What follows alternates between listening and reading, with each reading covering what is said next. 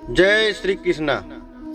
Number 1 है कर्म का सिद्धांत। श्री कृष्ण ने गीता में कहे हैं, कर्म नैवाधिकार अस्ते माँ फलेषु कदाचन।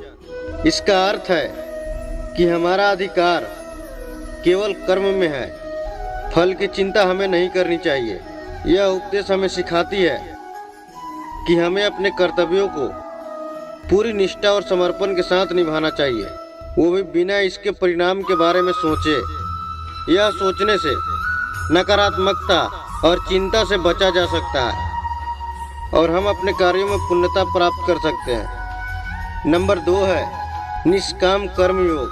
श्री कृष्णा के अनुसार निष्काम कर्म योग का पालन करना चाहिए। इसका अर्थ है कि हमें कर्मों को बिना किसी स्वार्थ या फल की इच्छा के करना चाहिए।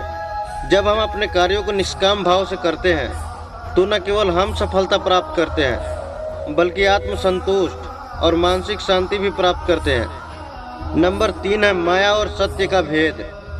श्री कृष्ण कहते हैं कि यह संसार माया है, भ्रामक जाल है। इसलिए हमें माया के मोह से बाहर निकलकर सत्य को खोज करनी चाहिए। जानना चाहिए कि आखिर सच क्या है।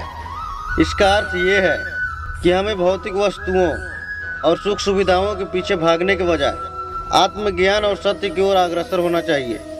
यह विचार हमें जीवन की वास्तविकता से अवगत कराता है और हमें आत्मिक उन्नति के मार्ग पर ले जाता है। नंबर 4 है धैर्य और आत्मविश्वास। श्री कृष्ण ने अर्जुन को सिखाए थे कि संकट के समय धैर्य और आत्मविश्वास बनाए रखना चाहिए। जीवन में कठिनाइयाँ और चुनौतियाँ आना स्वाभाविक है, लेकिन हमें उन्हें साहस और धैर्य के साथ सामना करना चाहिए।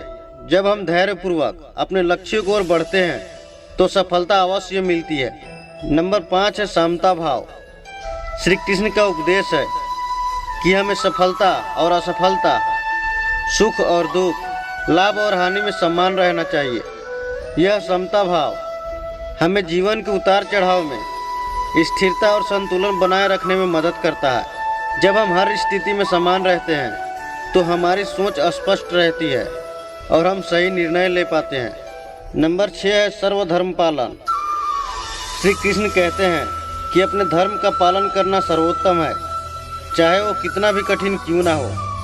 हर व्यक्ति का अपना कर्तव्य और धर्म होता है और उसे उसी के अनुसार कार्य करना चाहिए। जब हम अपने स्वधर्म का पालन करते हैं तो हम आत्मविश्वास और संतोष प्राप्त करते हैं, जो सफलता की दिशा में एक महत्वपूर्ण कदम है। नंबर 7 है मोह का त्याग। श्री कृष्ण कहते हैं कि मनुष्यों को मोह को त्याग करना चाहिए, क्योंकि मोह मनुष्यों को भटकाता है और उसकी बुद्धि भ्रष्ट करता है। मोह का त्याग करके हम अपने वास्तविक उद्देश्य को समझ सकते हैं और सही दिशा में अग्रसर हो सकते हैं। नंबर 8 है अहंकार का त्याग, जो आपको में बिल्कुल नहीं होना चाहिए। अगर आपके पास ये अहंकार है, ये पीछे का 7 उपदेश आपका कोई काम का नहीं है, इसलिए इसे ध्यान से सुने। श्री कृष्ण कहते हैं कि वो अहंकार ही है जो मनुष्यों को सबसे बड़ी बाधा है। श्री कृष्ण कहते हैं कि अहंकार का त्याग करके ही मनुष्य वास्तविकता ज्ञान प्राप्त कर सकता है। अहंकार हमें अंधकार में रखता है और हमें हमारे लक्ष्यों से दूर करता है।